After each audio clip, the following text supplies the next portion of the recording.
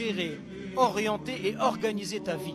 Quand Allah subhanahu wa ta'ala il t'aime, il va t'éprouver, mais en même temps, si tu médites un petit peu et plus tu vas prendre de l'âge, tu vas voir que toute ta vie, toutes les étapes par lesquelles tu as passé, elles t'ont permis d'atteindre un rang, permis d'atteindre un niveau. Et tu vas te dire, en fait, Allah, il ne m'a pas abandonné. Allah, il a pris soin de moi. Quand quelqu'un, il est converti, par exemple, il se dit, Allah, il m'a fait né dans une famille qui n'est pas musulmane, mais au bout du compte, il m'a ramené à la foi. Qui t'a ramené à la foi? C'est Allah. Allah, il ne t'a pas abandonné. Allah, il a géré, organisé ta vie pour toi.